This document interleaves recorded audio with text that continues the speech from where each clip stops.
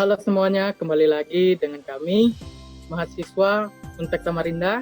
Kali ini kita akan membahas tentang aliran psikoanalisa dengan narasumber yang pastinya terpercaya, yaitu Kak Faharis atau Bang Faharis. Nah, di sini kita akan sama-sama belajar apa itu psikoanalisa, tokohnya siapa saja, dan mungkin pemikiran tokoh-tokohnya itu seperti apa. Kepada Bang Faharis, saya persilahkan. Makasih sebelumnya untuk moderator yang telah mempersilahkan ya.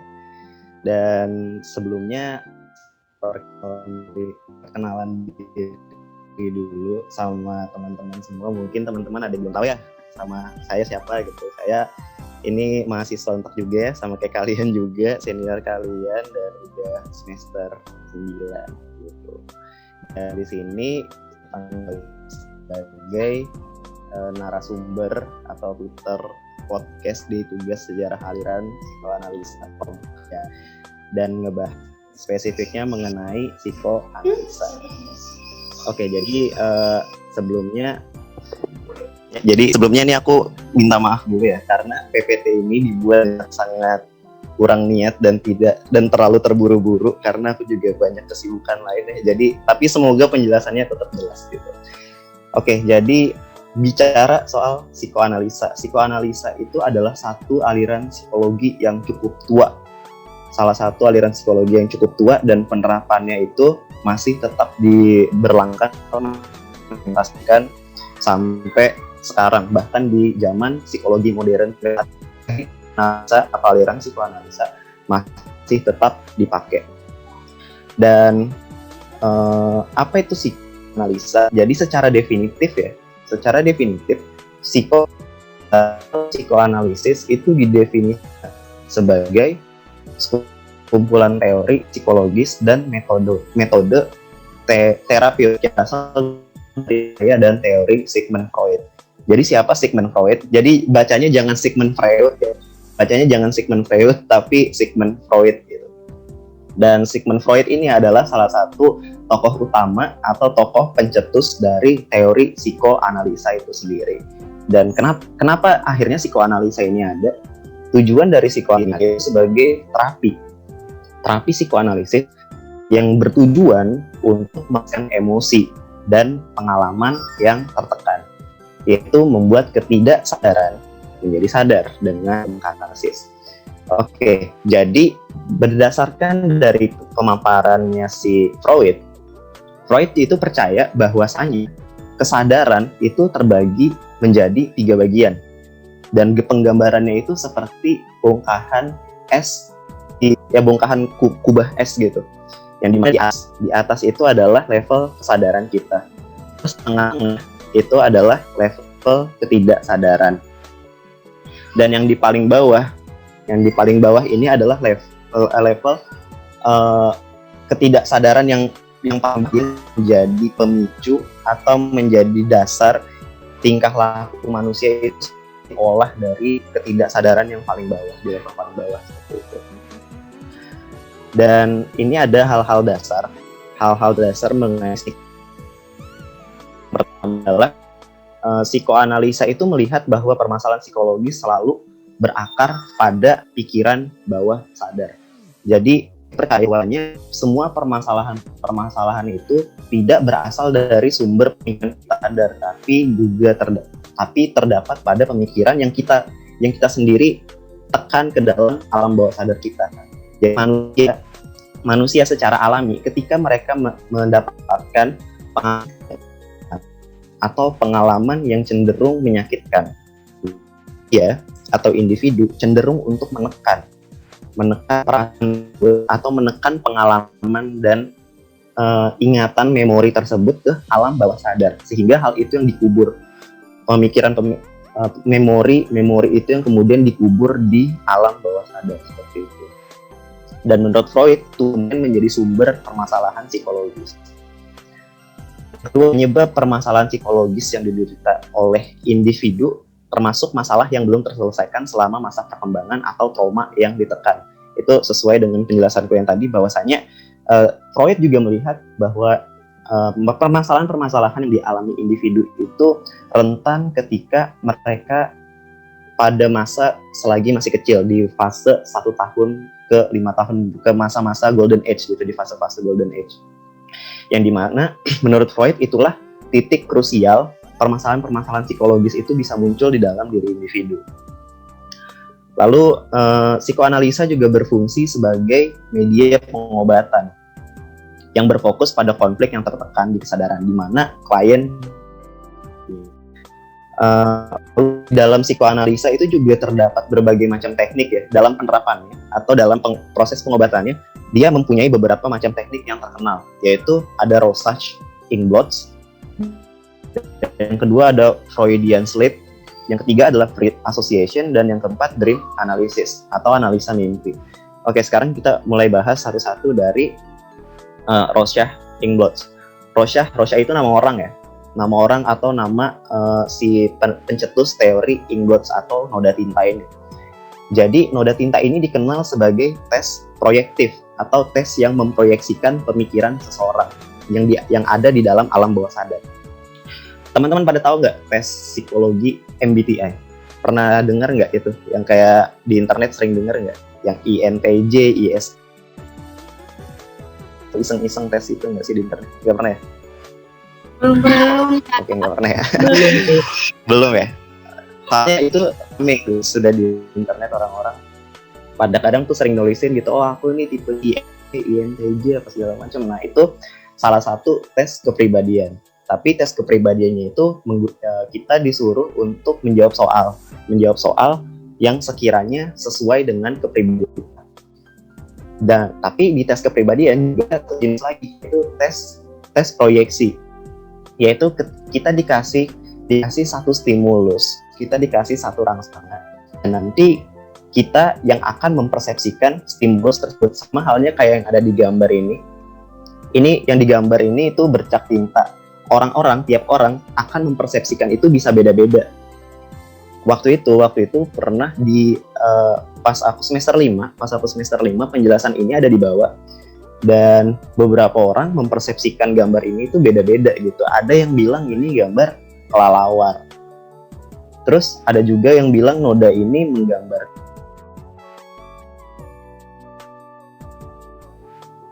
terus ngegambarin kayak anjing kepala 2, pokoknya macam-macam lah, gambarnya itu macam-macam. Dan tes kepribadian yang sifatnya proyeksi itu seperti itu. Dan perlu teman-teman tahu bahwasanya noda ini sendiri itu nggak ada artinya gitu, nggak ada artinya, dan bisa tersebut yang tidak jelas. Tujuan dari tes proyeksi ini adalah kita ini sebagai pancingan terhadap apa yang sebenarnya kita tanam di alam bawah sadar kita, sehingga ketika nanti alam bawah sadar kita mempersepsikan tinta tersebut, nanti para terapis atau ahli psikoterapisnya ini yang kemudian nanti akan mempersepsikan apa yang kita pikirkan dari noda tersebut. Jadi analisanya adalah dari apa yang kita persepsikan dari noda tinta itu. Ini menarik dan akan sangat seru. Tes proyeksi ini ada banyak ya, nggak cuma Rorschach, tapi juga ada tematik perception test. Itu nanti kalian akan ketemu itu di psikodiagnostik 4 dan 5. Walaupun masih agak lama, cuman aku bisa berani jamin kalau misalkan mata kuliah itu bener-beneran seru buat diikutin. Jadi jangan sampai kalian nggak lulus ya psikodiagnostik. Terus ada Freudian Slip. Apa tuh Freudian Slip? Freudian Slip itu singkatnya ya, Freudian Slip itu adalah kesalahan pengucapan, kesalahan memori dalam mengasosiasikan atau mempersepsikan satu kata. Di Freud kayak bahwasanya kesalahan pengucapan memiliki sebuah pandangan tertentu di awal, yang dimana itu tuh sebenarnya bukan kesalahan, tapi memiliki maknanya sendiri. Jadi misalkan kalau kita nyebut kelapa nih, tapi kita malah nyebutnya kepala gitu, karena nah ini yang akhirnya dimaksudkan oleh Freudian Slip, yang kayak kita cenderung mengasosiasikan suatu kata yang lebih familiar dengan itu. Dan menurut Freud, kesalahan kata itu memiliki maknanya sendiri yang yang bisa ditelaah lebih lanjut dan mungkin bisa menggambarkan mengenai permasalahan psikologis yang dialami oleh beberapa individu. Ini agak kurang kurang familiar dan kurang terasa kebermanfaatannya di dalam dunia psikologi. Maksudnya tidak terasa itu kayak kurang dipakai di zaman sekarang. Jadi ini adalah satu metode yang sudah cukup usang dan sudah cukup ditinggalkan. Nah, cuman untuk yang ketiga yang ingin free association atau asosiasi bebas. Jadi asosiasi bebas itu singkatnya kita datang ke terapis, kita cukup untuk rebahan, tidur, dan nanti sang terapis itu akan ngasih kita daftar kata. Misalkan kayak yang ada di gambar ini, masa kanak-kanak, atau nanti kata-katanya itu bisa macam-macam, bisa apapun itu, dan nanti pasien atau klien akan diminta untuk merespon dengan kata pertama yang terlintas di dalam pemikiran mereka. Nah, ketika misalkan si terapisnya ngucapin masa kanak-kanak, aku sebagai klien ini aku punya permasalahan nih, punya keluh kesah dengan masa kanak-kanakku yang nantinya bakalan aku ceritain gitu. Nah, itu asosiasi bebas. Kita diminta untuk berbicara dengan keadaan senyaman dan serileks mungkin. Kalian pernah tahu acara ini nggak sih, Uya yang hipnotis di mall gitu? Nah, Korek dibakar pakai korek gitu, terus di mall gitu, di ngobrol segala macam. Nah, itu tuh asosiasi bebas yang dibuat dengan cara entertaining sebenarnya. Jadi kayak dikasih nanti yang ngomong, iya pacar saya selingkuh gitu. Jadi itu sebenarnya bukan sumpah. Tapi kira-kira asosiasi bebas kayak gitu. Dan Freud juga melaporkan bahwasannya selama sepak terjangnya melakukan asosiasi bebas, beberapa klien atau beberapa pasien ini mengalami semacam flashback yang berkaitan dengan pengalaman perang atau pengalaman pemerkosaan. Dimana kita tahu Freud itu hidupnya waktu era-era perang dunia kedua gitu ya, yang dimana kondisi politik dan kondisi di masa itu adalah psikologi itu hadir untuk mengatasi orang-orang yang mengalami permasalahan traumatik pada masa perang, perang dunia kedua dan sebagainya. Jadi ketika pasien-pasien mengalami flashback itu yang udah pasti nangis kejer, cuman setelahnya mereka bakalan ngerasa baikan. Itu namanya asosiasi bebas.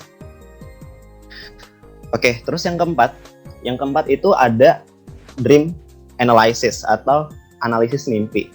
Menurut Freud, mimpi adalah jalan kerajaan menuju alam bawah sadar.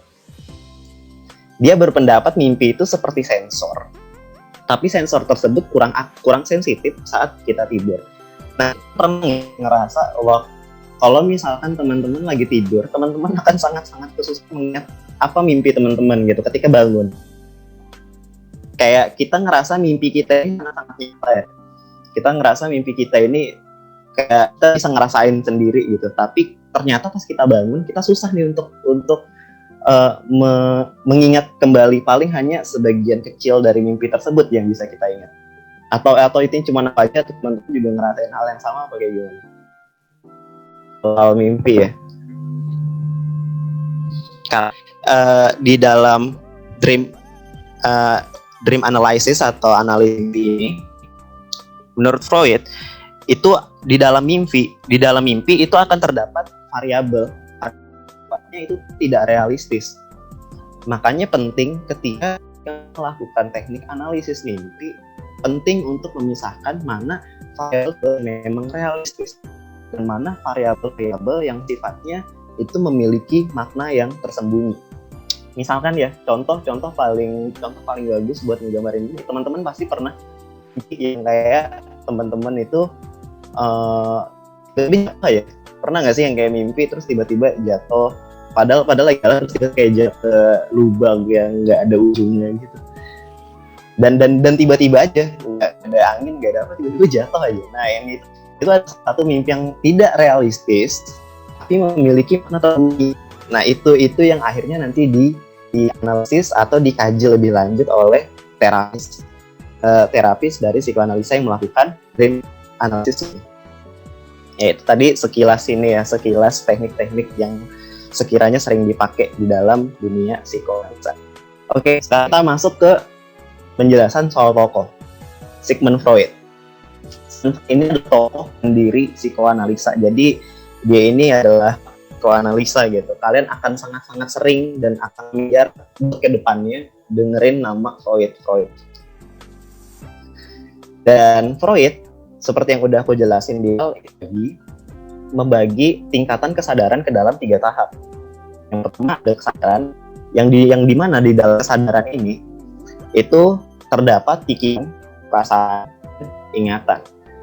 Dan yang kedua itu ada prakesadaran. Yang di dalamnya di situ adalah mimpi, ucap. Yang kita perlu waktu. Kalau misalkan kita ingin merecall beberapa pengalaman tertentu, kita perlu waktu. Ya, misalkan nih pengalaman kita 2 tahun lalu liburan kemana gitu.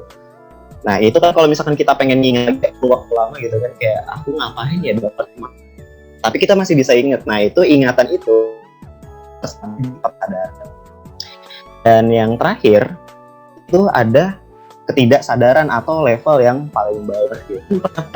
Yang kayak min batu es gitu, batu es kayak di atasnya itu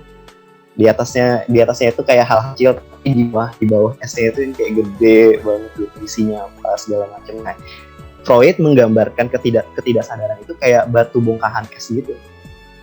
Jadi ada 3. Dan fungsi teori psikoanalisa itu dipakai sebagai kepribadian, sebagai teknik analisa kepribadian, dan sebagai metode terapi penyembuhan.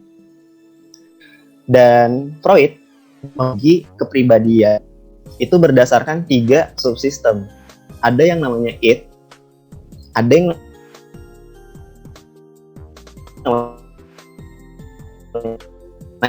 menurut id itu dasar kepribadian yang merupakan sumber dari segala dorongan instintif, khususnya seks dan agresi. Jadi di dalam id, Freud percaya bahwasanya id ini adalah keinginan dasar manusia didasari oleh perasaan seksualitas dan agresi. Ini sebabnya kenapa ini agak sulit diterima oleh kebanyakan psikolog lain. Karena pandangan Freud, manusia itu bergerak berdasarkan dorongan seksualitas dan untuk menekan tingkat agresi. Jadi kayak nggak ada motivasi, dan pokoknya benar-benar psikologi negatif banget pokoknya sepandangannya Freud ini. Tidak memandang hal-hal positif yang ada pada manusia gitu. Pokoknya manusia itu nggak jauh dari hewan lah. Kalau Freud mikirnya kayak gitu. Nah itu id itu adalah keinginan dasar. Dan ada ego itu merupakan aspek psikologis yang timbul karena kebutuhan individu untuk berhubungan dengan dunia realita. Ada id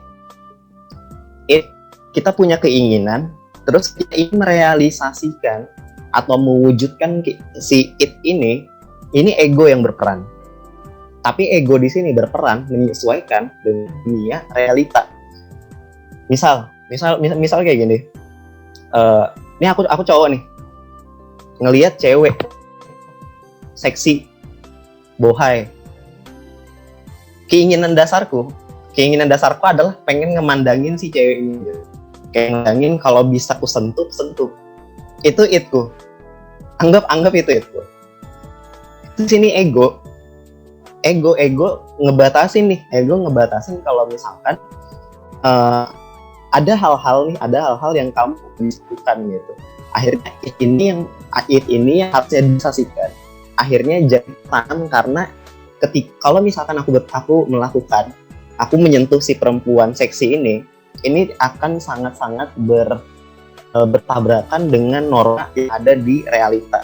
Oleh karena ini mustahil untuk dilakukan. Nah itu ego. Dan terus ini ada super ego. Superego di sini merupakan subsistem yang berfungsi sebagai internal yang terdiri dari kata hati apa yang seharusnya dilakukan dan tidak dilakukan, ego ideal.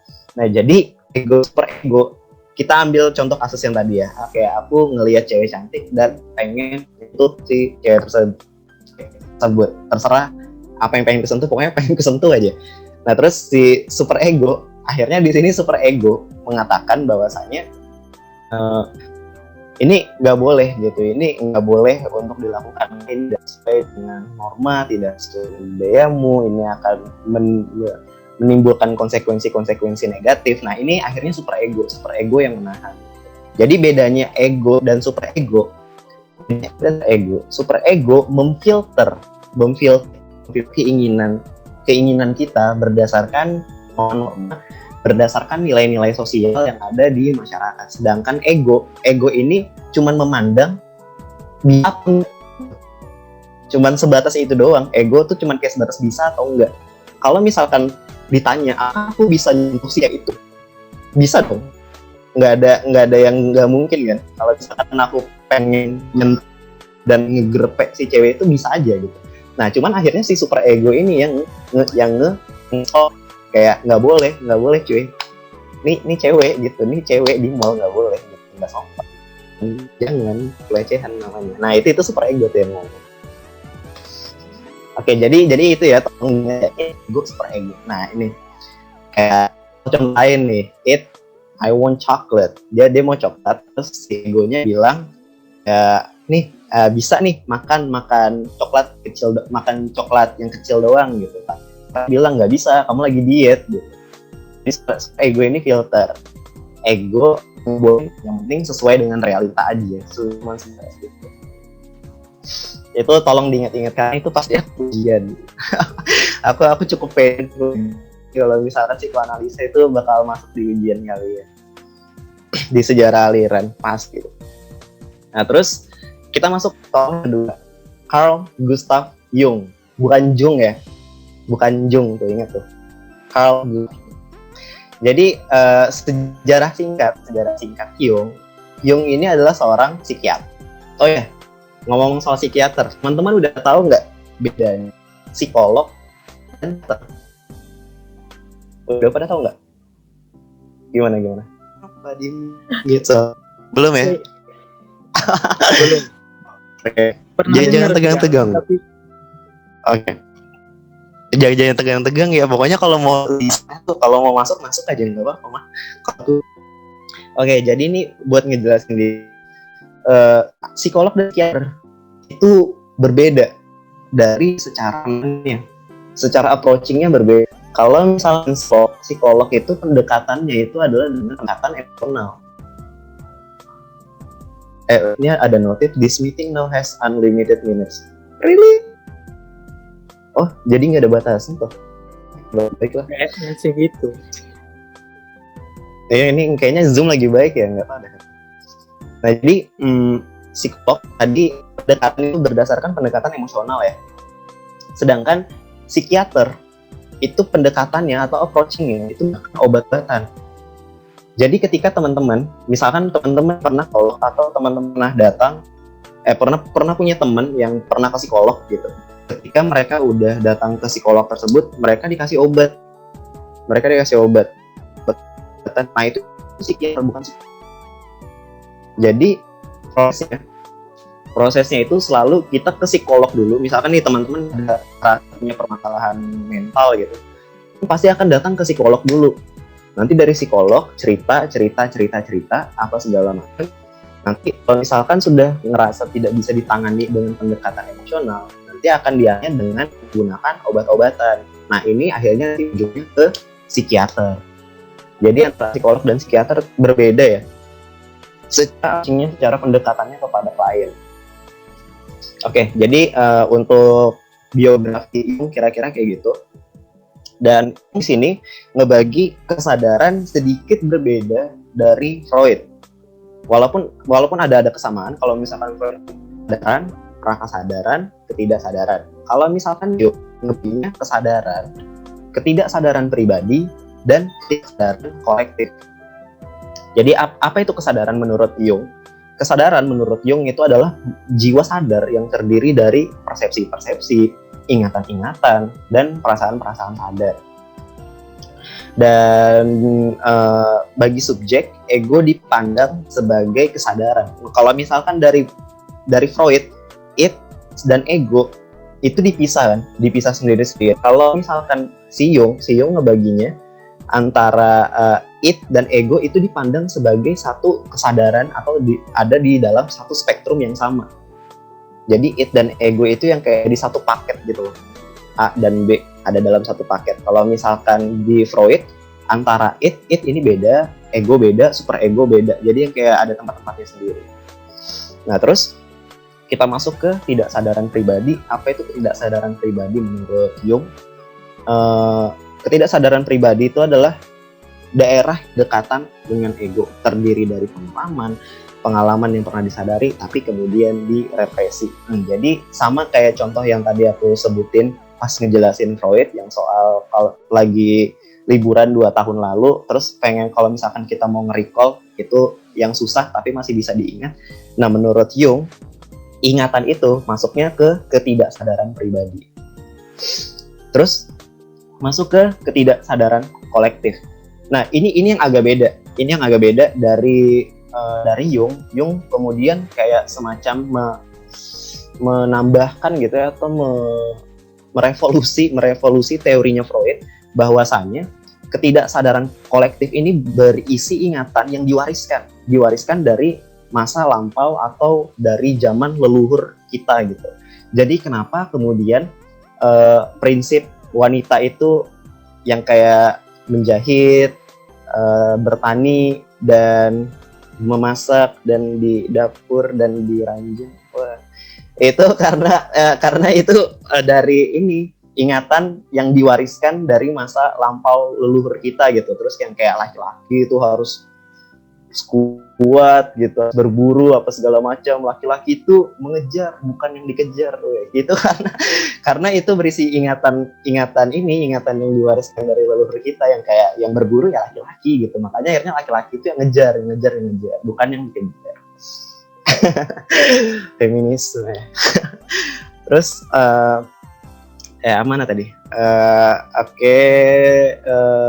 Ketidaksadaran kolektif semua orang relatif sama. Nah itu dia poin, ketidaksadaran kolektif semua orang relatif sama itu ya karena kita dipercaya menurut Jung itu memiliki ya nenek moyang yang sama gitu, yang cuman akhirnya nilai dan budayanya aja yang beda. Karena yang perlu kita ketahui, beberapa tempat atau beberapa wilayah itu juga pasti mempunyai nilai dan budaya sendirinya gitu.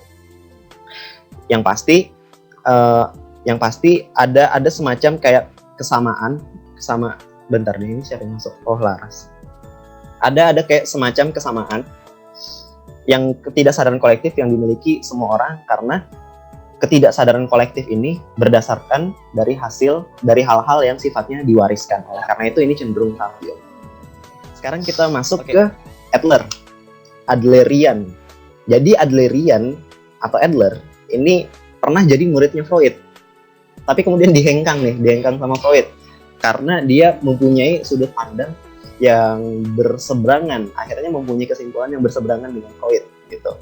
Yang dimana di dalam pandangannya Adler itu percaya bahwasannya manusia itu mempunyai kelemahan organis gitu, beda dengan hewan.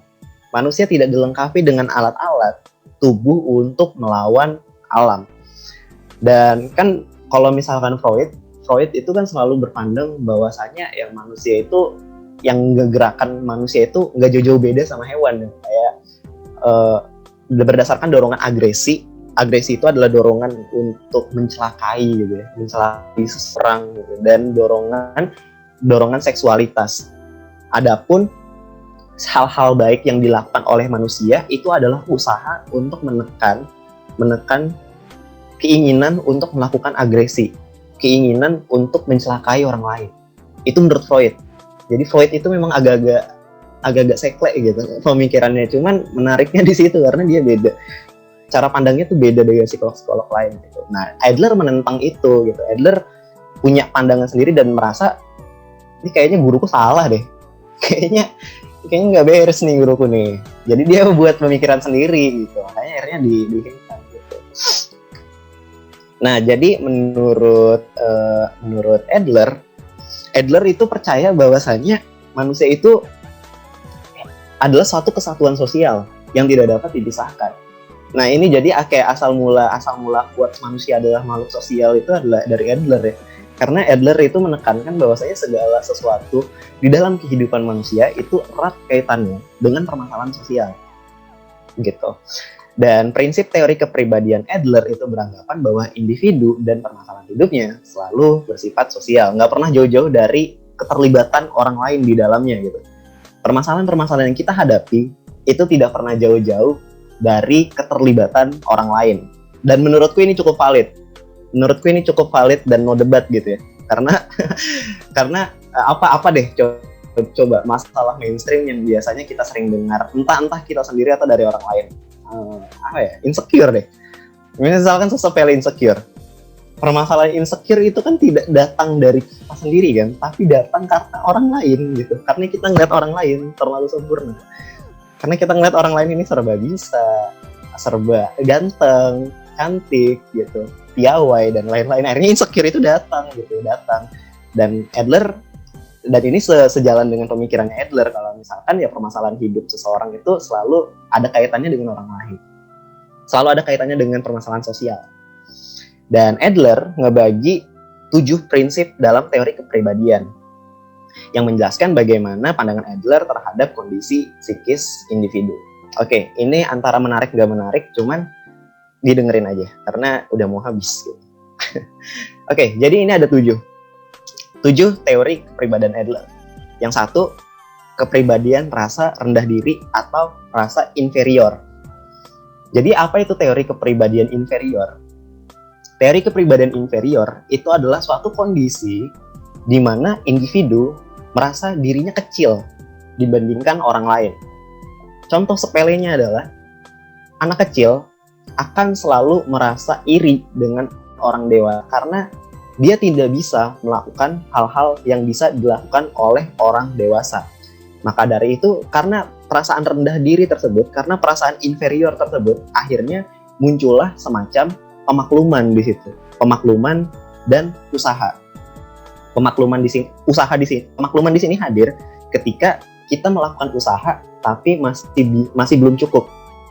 Kayak kita jadikan pemakluman ini sebagai alasan dari kurangnya usaha yang kita lakukan. Misalkan kayak contoh-contoh yang tadi, anak kecil yang tidak bisa melakukan hal yang bisa dilakukan oleh orang dewasa, mereka mau berusaha gimana pun nggak akan bisa untuk melakukan hal yang bisa dilakukan oleh orang dewasa. Misal sesepele bekerja dan menghidupi keluarga. Anak kecil hampir mustahil bisa melakukan itu. Dan akhirnya yang dilakukan apa? Karena mustahil untuk berusaha, akhirnya yang dilakukan adalah pemakluman. Oh ya, umurku masih belum cukup. Oh ya, mungkin nanti ketika aku sudah ada di usia yang sama, mungkin aku baru bisa. Akhirnya muncul perasaan itu. Itu kalau dari teori kepribadian rasa rendah diri atau inferior. Dan yang kedua ada teori kepribadian superior. Superior di sini itu adalah lawan dari rendah diri, yang dimana superior itu adalah tinggi diri nggak? Kayaknya nggak bagus sih, tinggi diri apa? Superior itu pokoknya rasa ingin mencapai kesempurnaan. Jadi manusia pada dasarnya ketika dia sudah bisa mengatasi perasaan cemasnya kepada orang lain, maka akan muncul satu tahap baru yang manusia ingin mencapai ke titik sempurnaan dalam hidupnya dia. Dan kepribadian superior ini tidak semerta-merta membandingkan antara diri kita dengan orang lain. Misalkan kayak contoh insecure tadi. Contoh insecure adalah ketika kita membandingkan diri orang lain dan kita tahu bahwasannya orang lain lebih unggul daripada kita. Cuman kalau misalkan di teori itu tidak semerta-merta alat ukurnya adalah orang lain, tapi alat ukurnya juga bisa dari diri kita sendiri. Kita bisa untuk menjadi versi yang lebih baik dari diri kita sebelumnya, versi yang bisa untuk mengatasi rasa rendah diri kita. Itu yang dimaksud teori kepribadian superior menurut Adler. Dan masuk yang ketiga, teori kepribadian gaya hidup.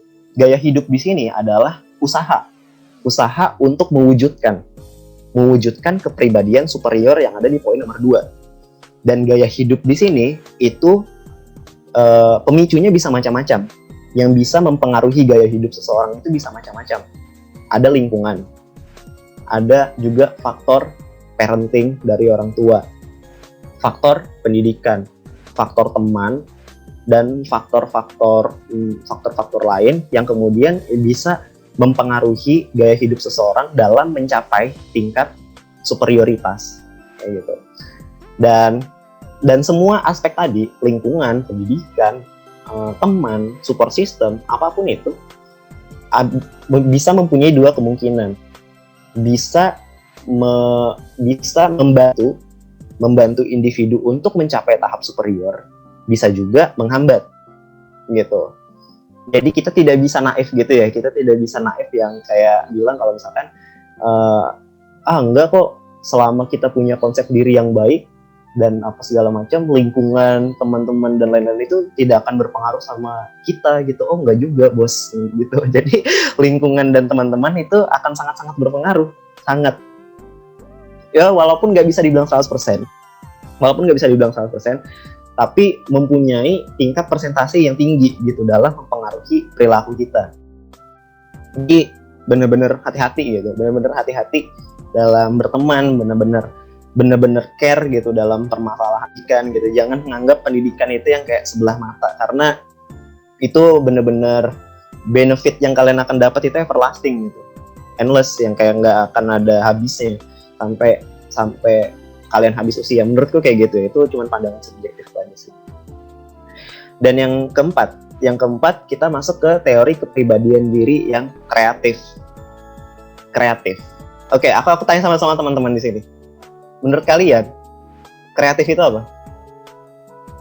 Ada yang bisa jawab nggak? Apa itu kreatif? Orang yang bisa menciptakan hal-hal yang baru. Oke, nice. Menciptakan hal-hal yang baru. Jadi kreatif itu bukan ini ya, bukan nge-aransemen ya, bukan kayak memperbaharui apa yang udah ada, tapi kreatif itu menciptakan yang belum ada gitu.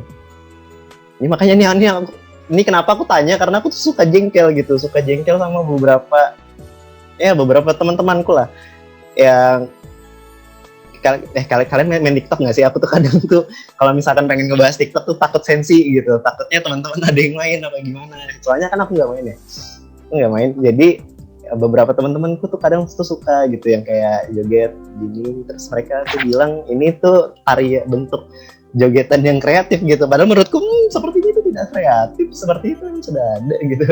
Nah jadi ada kayak permasalahan ya miskonsepsi gitu antara kreatif ini. Aku kan kreatif gitu. Yakinkah kamu kreatif? Aku kadang suka pengen ngomong kayak gitu, cuman aku tahan aja. Nah jadi menurut Freud lagi sampai Adler, kepribadian diri yang kreatif ini adalah menciptakan sesuatu yang beda gitu, sesuatu yang beda di dalam diri kita sendiri. Dan gimana caranya untuk kita menciptakan sesuatu yang beda dalam diri kita? Itu bisa macam-macam caranya. Bisa melalui pengalaman, bisa melalui baca buku, bisa melalui pengalaman orang lain. Intinya kita memasukkan insight, pemahaman atau sudut pandang baru ke dalam diri kita. Misal. Kalian punya teman. Misalkan kita ngebahas konsep karma ya.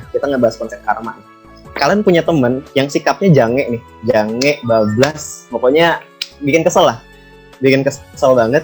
Dan kalian merhatiin aja nih, kalian observasi teman kalian gitu kan, kayak perhatiin ya dari jauh gitu, kayak oke, fine.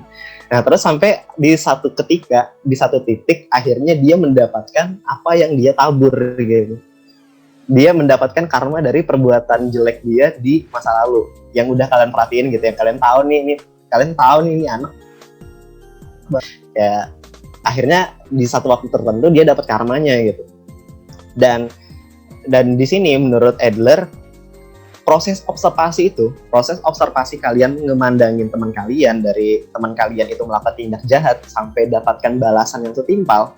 Nah itu adalah proses diri yang kreatif yang akhirnya kalian memasukkan pemahaman tersebut ke dalam diri kalian. Kalau misalkan akhirnya tidak boleh menjadi pribadi yang seperti ini. Aku akhirnya dari situ kalian percaya bahwasanya ternyata karma itu ada ya. Ternyata proses kausalitas, proses sebab akibat itu ada ya. Gitu. Akhirnya kalian jadi belajar dari sana gitu. Belajar dari proses observasi, dari ngelihat orang lain, dari baca buku, bisa apapun itu. Terus yang kelima, teori kepribadian diri yang sadar. Kepribadian diri yang sadar ini adalah bentuk-bentuk usaha-usaha yang kemudian dilakukan oleh individu dalam mencapai tingkat atau kepribadian yang superior, seperti itu. Dan yang keenam, prinsip teori kepribadian tujuan semu. Nah, ini yang sedikit menarik nih dari pemikirannya Adler. Adler berpandangan bahwasanya masa depan itu adalah tujuan semu. Masa depan itu adalah tujuan semu. Kenapa kemudian bisa dibilang tujuan semu? Karena menurutku juga, aku juga sepakat dengan pemikiran ini bahwasanya masa depan itu adalah hal yang abstrak. Kayak kita nggak akan pernah bisa mendeskripsikan atau menebak-nebak apa yang akan terjadi di masa depan. Walaupun bisa diprediksikan, tapi kita nggak pernah benar-benar bisa tahu pasti gitu. Kayak kita kadang ya sesepele masalah-masalah cinta deh. Kayak kita punya pacar gitu, terus kita yang kayak ngehalus setengah matinya yang kayak ini orang bakalan sama aku gitu, bakalan kepelaminannya sama aku gitu. Ya cuman nyatanya kepelaminannya sama teman kita sendiri. Nah itu akhirnya masa depan itu adalah hal yang abstrak yang kita nggak akan pernah bisa prediksi gitu. Kita nggak akan pernah bisa tahu masa depan itu yang kayak gimana. Makanya akhirnya karena kenapa dibilang abstrak? Karena masa depan itu terlalu ideal. Adler percaya bahwasanya masa depan yang dipikirkan oleh individu adalah kondisi yang terlalu ideal, sehingga hampir mustahil untuk diciptakan gitu. Tapi masih mungkin mendekati apa yang kita inginkan, tapi mustahil bisa hampir sama 100% gitu. Nah akhirnya Adler mengatakan bahwasanya tingkah laku manusia itu didorong dari keinginan semu atau tujuan semu, atau yang lebih kita akrab sebut dengan masa depan. Dan yang terakhir adalah teori kepribadian minat sosial. Minat sosial akhirnya kita kembali lagi ke definisi awalnya si Adler bahwasanya manusia itu adalah makhluk yang tidak pernah lepas dari permasalahan sosial. Yang di sini manusia, tingkat aktualisasi manusia menurut Adler itu adalah ketika mereka bisa berguna buat orang lain, ketika mereka bisa mengabdikan dirinya kepada masyarakat. Nah, keinginan untuk mengabdikan diri, untuk menjalin hubungan, menjalin relasi, inilah yang kemudian membentuk kepribadian seseorang untuk pemenuhan aktualisasi diri atau pemenuhan kebutuhan akan berhubungan dengan orang lain, kebutuhan akan memiliki ikatan dekat dengan orang lain, kebutuhan akan untuk berguna kepada masyarakat. Itulah yang kemudian mendorong seseorang membentuk suatu perilaku. Itu menurut Adler. Oke, jadi Adler ini cukup menarik ya sebenarnya teorinya, dan masih banyak tuh kalau misalkan teman-teman cari PDF-nya. Ini tips juga buat teman-teman kalau misalkan mau cari bahan referensi buat nanti tugas individu. Nanti teman-teman bisa ketik aja di Google gitu, tulis Google Scholar atau Google Cendekia. Jadi biar search engine-nya berubah, nanti teman-teman pas sudah masuk ke Google Cendekia atau Google Scholar, nanti teman-teman tinggal ketik aja apa yang pengen teman-teman cari. Misalkan pengen cari Carl Gustav Jung, Sigmund Freud, nanti tuh muncul tuh PDF banyak tuh. Jadi yang kayak udah kefilter sendiri. Kalau misalkan kita pakai Google Talk doang dan kita ketik, itu nanti yang muncul tuh nanti bisa dari WordPress lah, Wikipedia lah, apa segala macam, blogspot lah yang nggak kredibel gitu. Kalau misalkan pakai Cendekia atau Google Scholar, itu udah pasti yang kredibel, yang udah ada risetnya gitu, yang udah jurnalnya itu udah dilakukan sama orang yang kredibel. Jadi bisa dipertanggungjawabkan gitu. Dan itu penting untuk kalian tahu bahwasanya selama tugas kalian, selama kalian berkuliah, kalian nggak akan pernah jauh-jauh dari yang namanya cari jurnal, review jurnal, cari referensi, dan cari referensi itu ya harus jurnal gitu, nggak boleh blogspot, nggak boleh WordPress, nggak boleh Wikipedia, nggak boleh yang kayak gitu. Jadi harus jurnal gitu. Pokoknya kalian akan bete lah dengan permasalahan jurnal duniawi itu. Cuman harus dibiasain dari sekarang. Oke, kita masuk ke tokoh yang terakhir ya. Kita masuk ke tokoh yang terakhir, yaitu Erich Fromm. Nah, ini makin ke ujung, PPT-nya makin tidak niat nih. Cuman ya udah. Kelihatan ya, pemalas ya narasumber satu ini. Cuman dia sudah maafkan saya. Oke, masuk ke Erich Fromm. Erich Fromm berpandangan bahwa kepribadian itu muncul dari akibat kekuatan sosial dalam lingkungannya semasa anak-anak, agar pribadi manusia ini sesuai dengan tuntutan lingkungannya. Jadi, in a nutshell, Erich Fromm percaya bahwasanya kepribadian itu adalah produk dari sebuah kebudayaan yang dibentuk oleh tuntutan lingkungan, gitu. Jadi misalkan kayak gini deh. Misalkan Vika deh, apa ambil Vika deh. Vika itu lahir dari lingkungan yang tukang gibah gitu. Pokoknya yang ngegosipnya agresif lah, tipe tetangganya tuh yang ngobrol tuh agresif gitu, yang kayak Jan, tahu nggak gitu loh, pokoknya yang gitu-gitu lah. Nah, dan Erich Fromm percaya bahwasanya ketika Vika juga berperilaku demikian, itu adalah usaha Vika untuk memenuhi tuntutan lingkungan. Akhirnya Vika tidak memilih untuk menjadi pribadi yang diam. Mau nggak mau, Vika juga belajar untuk menjadi pribadi yang tukang gosip, biar bisa menyesuaikan dengan lingkungan. Karena kalau misalkan nggak sesuai dengan lingkungan, nanti bakalan tereliminasi. Nah, jadi pemikiran itu yang akhirnya mendorong perilaku Vika untuk belajar jadi tukang gibah juga gitu. Makanya kesimpulan dari apa yang bisa kita petik dari Erich Fromm adalah pribadi-pribadi yang tukang gibah adalah karena mereka punya lingkungan yang sama-sama tukang gibah juga. Makanya kalau misalkan kalian nggak pengen jadi pribadi yang banyak ngomong, jangan pengen jadi pribadi yang nggak suka ngomongin orang, kalian harus keluar dari zona atau lingkungan orang-orang yang suka ngomongin orang-orang. Karena kalian pasti terpengaruh dari situ. Karena ada tuntutan lingkungan untuk kita bisa diterima dan masuk ke dalam lingkungan tersebut. Itu menurut Erich Fromm. Dan Erich Fromm itu adalah salah satu tokoh psikologi yang humanistik, psikoanalisa yang humanistik.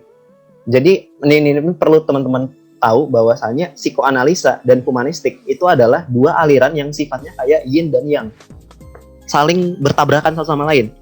Mereka saling mengkritisi satu sama lain. Karena kalau dari psikoanalisa itu berpandangan atau berorientasinya dari sisi negatif manusia. Sedangkan humanistik adalah aliran psikologi yang berpandangan pada sisi positif manusia.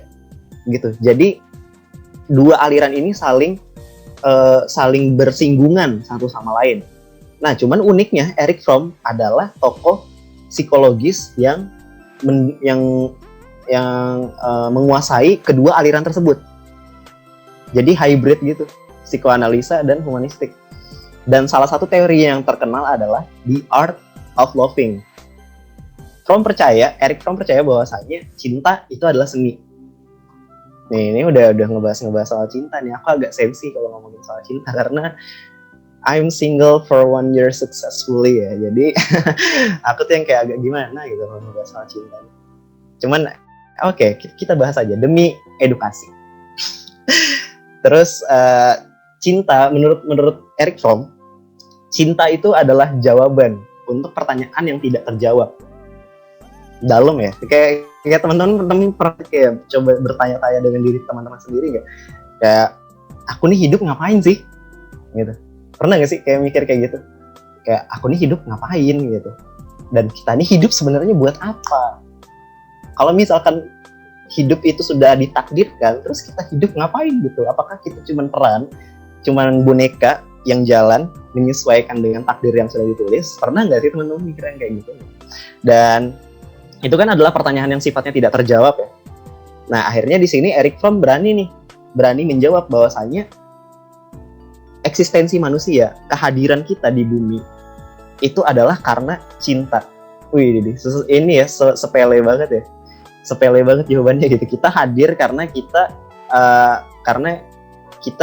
harus menebarkan cinta kepada sesama gitu. Aku agak-agak geli sih pokoknya ngejelaskan Erich Fromm ini, cuman ya udah.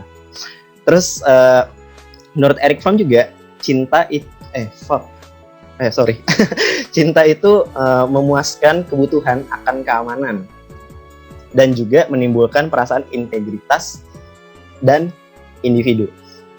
Oke, jadi di dalam teorinya Erich Fromm dibagi-bagi lagi nih cinta. Cinta itu ada banyak bentuknya.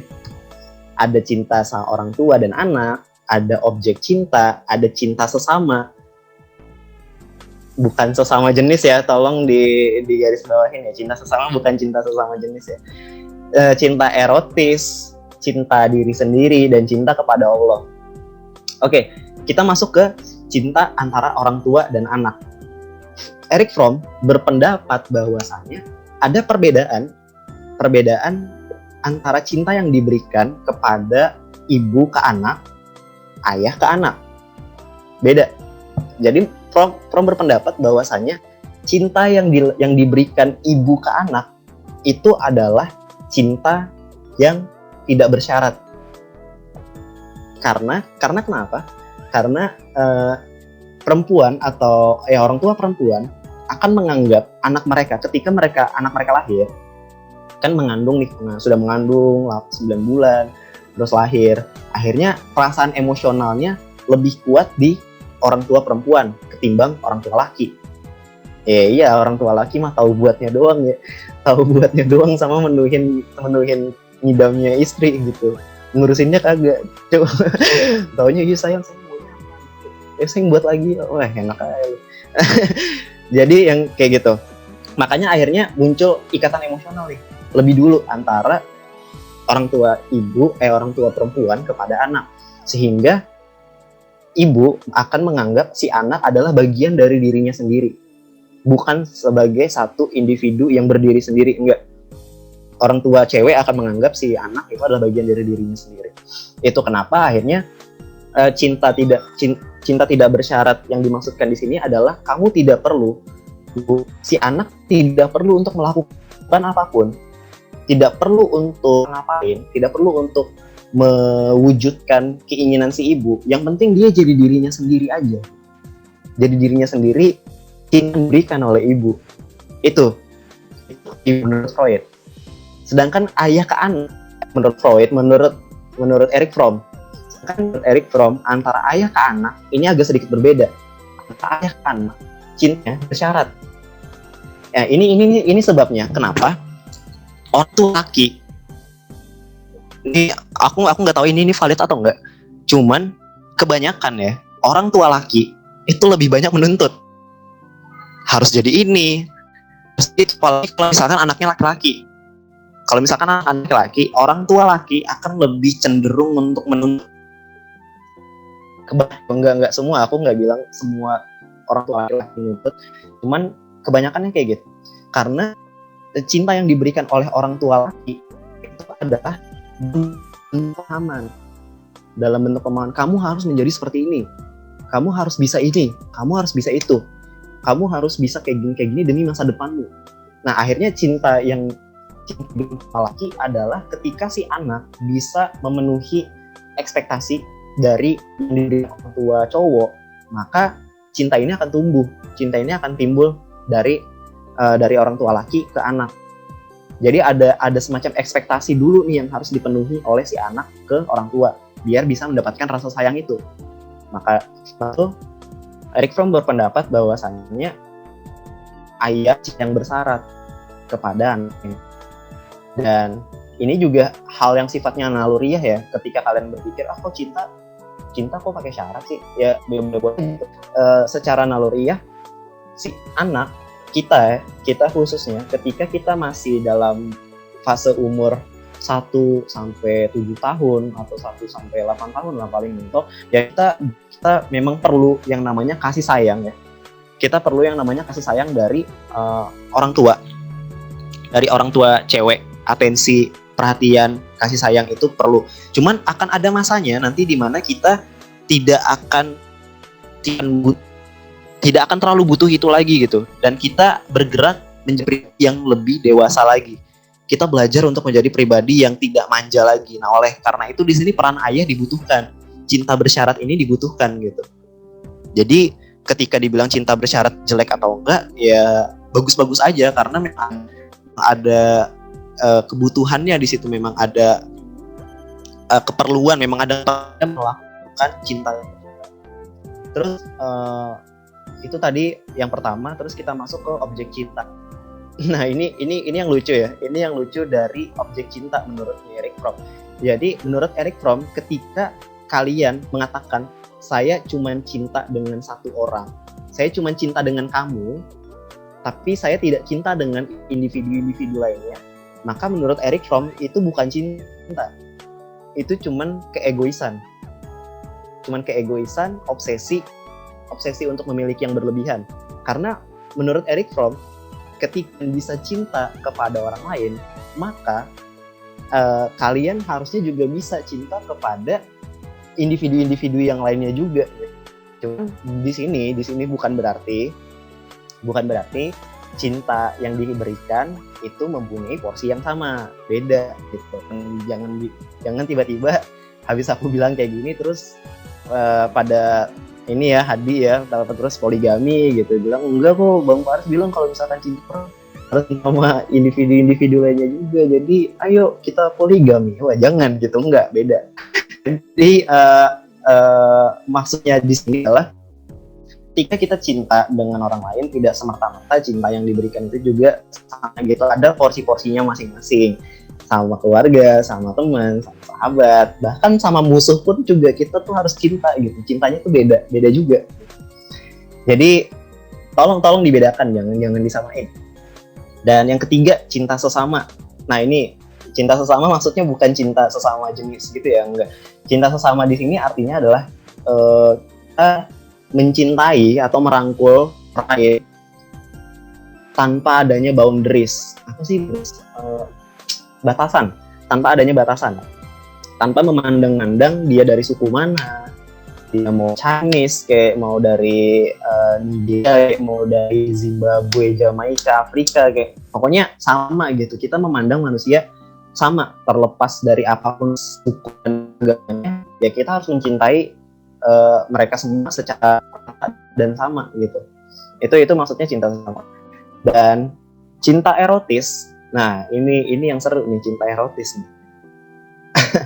Cinta erotis itu adalah cinta yang melibatkan spesifik. Kayak kita punya ketertarikan secara spesifik kepada satu individu.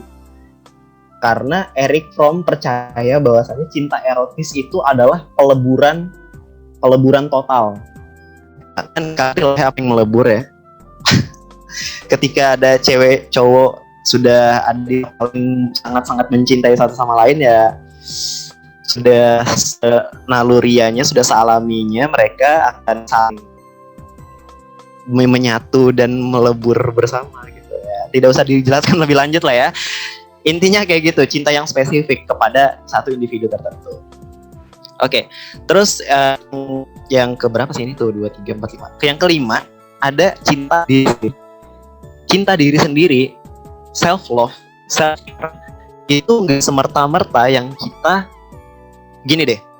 Orang-orang sering salah persepsi, salah mengartikan bahwasanya ketika mereka aku lagi self love, tapi yang mereka lakukan adalah mengasingkan orang lain dan mengutamakan diri mereka sendiri. Nah, itu bukan self love. Itu bukan self love. Itu self center. Itu selfish. Itu egois. Jangan pernah mengatakan kalian mencinta diri kalian sendiri, kalian self care, kalian self love kepada diri kalian sendiri. Kalian lakukan cuman fokus sama diri kalian sendiri dan abai kepada orang-orang di sekitar kalian. Itu bukan cinta diri sendiri, karena Pikiran ditawarkan oleh Eric Fromm adalah ketika kita bagaimana bisa mencintai orang lain kalau misalkan kita belum cinta ke diri sendiri. Dan cinta ke diri sendiri tujuannya adalah mencintai orang lain juga, untuk bisa mensejahterakan orang lain juga. Jadi ada satu level-level tertentu di dalam diri manusia yang dimana ketika kita sudah puas dengan diri kita sendiri, kita akan ada kecenderungan untuk memuaskan orang lain juga. Kita akan ada kecenderungan untuk mensejahterakan orang lain juga. Makanya jangan heran kalau misalkan kalian nemu-nemu kabar-kabar di internet atau di Instagram atau di Twitter, orang-orang kaya yang hobinya random, yang suka sedekah lah, yang suka tiba-tiba bayarin bilnya orang di rumah sakit lah, yang tiba-tiba suka ngasih hadiah ulang tahun ke orang random tapi gak ngasih tahu nama, yang pokoknya kayak gitu karena itu adalah keinginan yang ingin keinginan secara naluriah yang dilakukan ketika dia sudah puas dengan diri mereka sendiri. Akan ada kecenderungan untuk menjatuhkan orang lain juga. Nah itu menurut Fromm. Jadi ketika kalian bilang kalian cinta diri sendiri tapi tidak ada keinginan cintai orang lain, itu egois, bukan cinta diri sendiri. Akhirnya Allah cinta kepada Allah ini agak sih sebenarnya.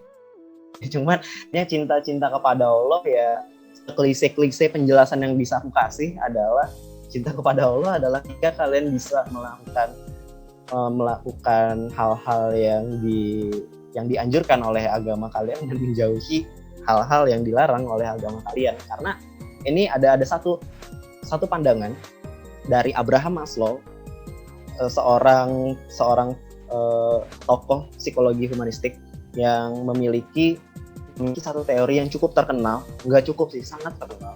Namanya adalah hierarki kebutuhan atau hierarki kebutuhan manusia. Jadi hierarki kebutuhan manusia itu digambarkan kayak segitiga piramid yang dimana di level terendah kebutuhan manusia di level terendah adalah kebutuhan fisiologis, kebutuhan bernafas, makan, minum, seks, buang air besar, buang air kecil, itu masuk di kebutuhan fisiologis, kebutuhan paling dasar. Terus di tahap atasnya lagi itu ada rasa aman, kebutuhan rasa aman. Makanya ketika manusia atau individu akan cenderung untuk mendekatkan diri kepada orang-orang yang membuatnya merasa aman dan nyaman, merasa secure. Aman di sini bukan aman dari ini, bukan tidak semerta-merta aman dari ya. Bisa juga merasa aman dan nyamannya dari perlakuan yang kayak timbangan. Nah, ini tips ya juga biar walaupun kita sebagai manusia itu pengen dekat nih, kita pengen dekat sama orang lain, tapi kita sadar gitu ya, kita miskin dari good looking secara standar ya, secara standar. Yang bisa kalian lakukan itu adalah dengan memberikan rasa aman dan nyaman gitu, karena aku percaya semua manusia itu bisa memberikan itu kepada individu lainnya, karena itu jauh lebih prestisius ketimbang kalian cuma ngejual good looking, ngejual tampang, ngejual materi, tapi nggak pernah bisa memberikan rasa aman kepada orang yang kalian sayang gitu. Itu sia-sia juga. Nah, terus habis terasa aman dan nyaman, ada kebutuhan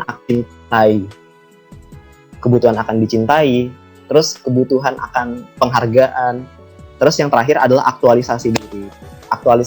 Aktualisasi diri adalah bentuk pencapaian yang ingin kita capai. Lebih kayak cita-cita yang ingin kita capai, itu adalah bentuk tertinggi dari kebutuhan manusia. Kita bisa mencapai sesuatu yang kita inginkan. Ada lagi tahapan paling atas yang tidak tertulis, yaitu adalah kebutuhan akan bertuhan. Jadi ini kayak semacam kebutuhan yang paling tinggi tapi tidak tertulis gitu. Kebutuhan akan bertuhan. Makanya jangan kaget kalau misalkan semakin tua seseorang, maka akan semakin religius orang tersebut. Ini yang kayak semacam hukum pasti gitu loh, yang kayak semakin tua seseorang akhirnya kebutuhannya akan spiritualitas, kebutuhannya akan agama dan bertuhan itu semakin tinggi. Dan ini yang kemudian disebutkan oleh Abraham Maslow, kebutuhan akan bertuhan. Dan ini juga sejalan dengan apa yang disampaikan Eric Fromm, yaitu cinta pada Allah. Dan kayaknya kurang lebih gitu aja ya.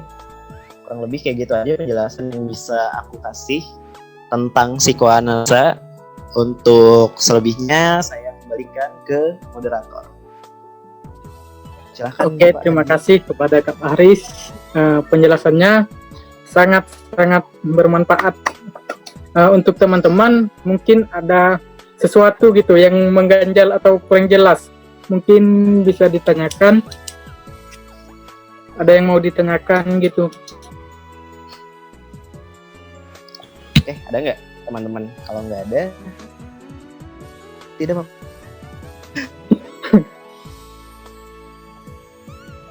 Yang penting kita diskusi aja, nggak usah yang kayak terlalu saklek juga, nggak usah yang kayak nanyanya, wah bang, teori Pythagoras itu yang kayak gimana? Nggak usah, yang kayak biasa aja, diskusi biasa.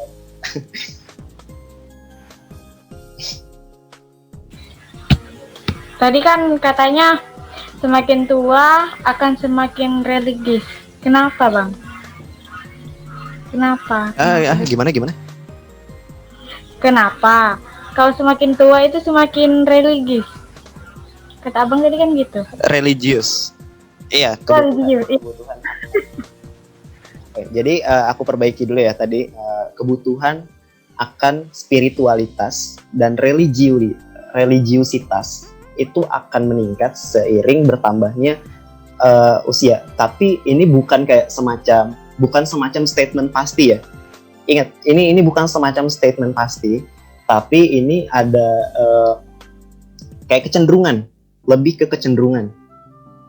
Karena kenapa? Karena secara logika, secara common sense, ketika kita semakin bertambah usia, maka kita akan semakin memikirkan yang namanya kematian. Dan kematian, ketika kita berbicara tentang kematian, apapun agama kalian, Konghucu, kecuali kalian agamanya agama Shinto sih. Kalau agama Shinto kan nyembah matahari. Enggak.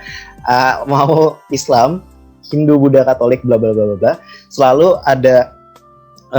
ada pembahasan mengenai dunia setelah kematian gitu, yang kayak kita semua walaupun agamanya beda-beda, tapi kita semua sepakat bahwasanya akan ada kehidupan setelah kematian.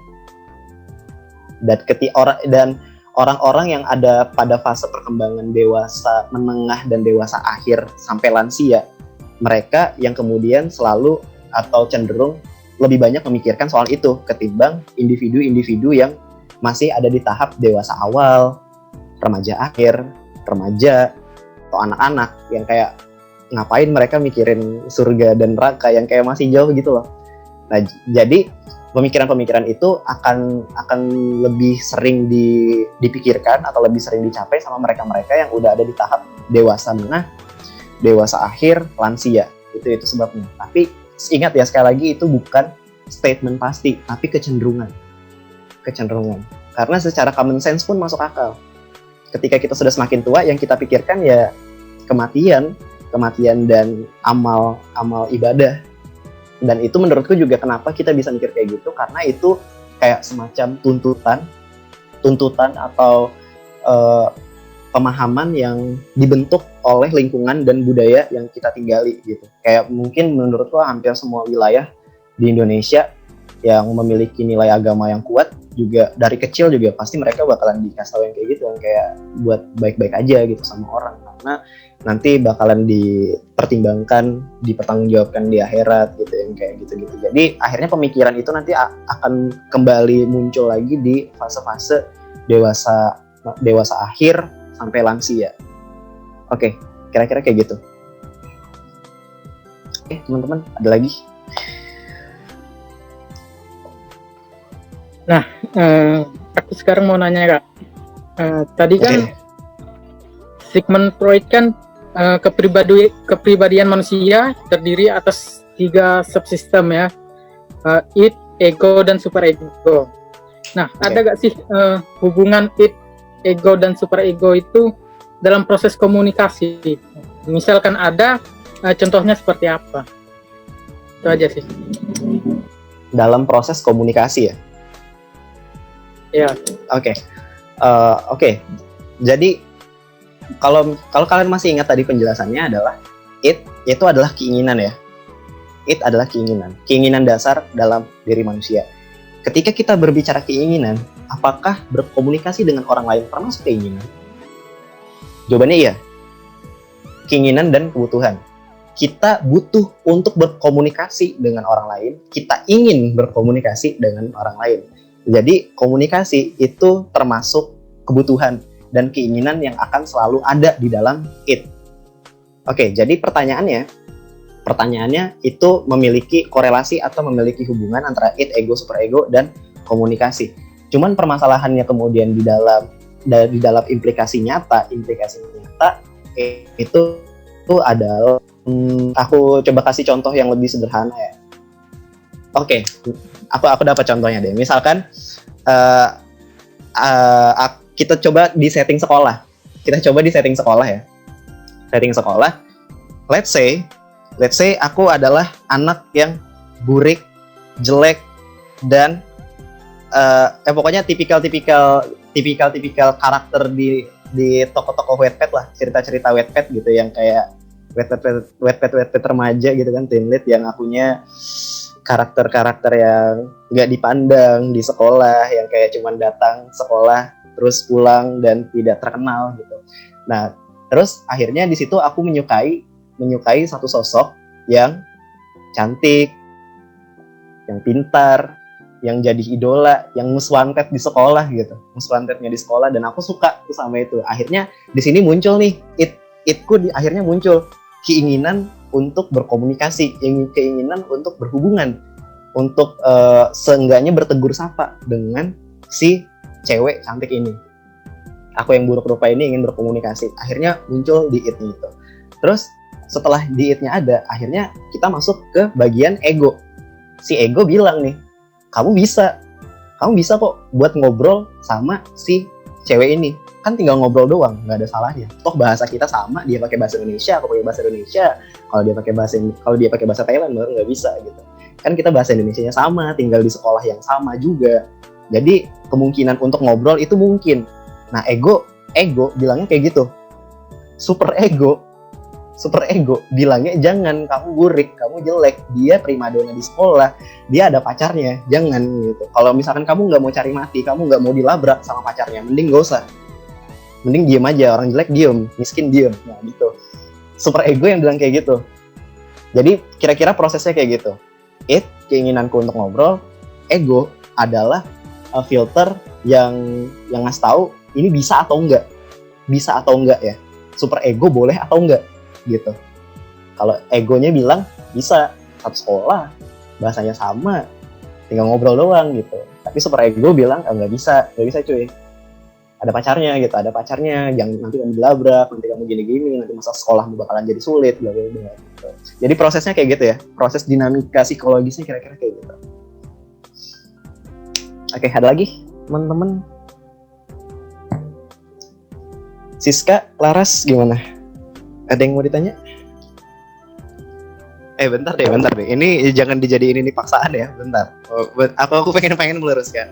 Kalau misalkan sesi tanya-bertanya ini bukan hal yang dipaksain gitu ya. Jadi kalau misalkan memang tidak ada yang ingin ditanyakan tuh nggak apa-apa gitu. Karena aku lebih condong itu yang berdiskusi aja. Kalau misalkan memang ada yang pengen ditanya, ada yang pengen diperjelas, ya silakan gitu. Nanti aku yang jelasin. Kalau misalkan tidak ada ya tidak apa-apa juga, tidak dipaksa gitu. Jadi ya nggak apa-apa. Oke, dari teman-teman yang lain kayak Vika, Hadi, gimana Di? Mungkin kalau nggak ada pertanyaan lagi, mungkin kita tutup podcast atau diskusi kita hari ini. Kalau kalian kepo tentang siapa sih narasumbernya, Instagramnya di bawah ini, dan Instagram kita semua ada di situ. Oke? See you next video guys.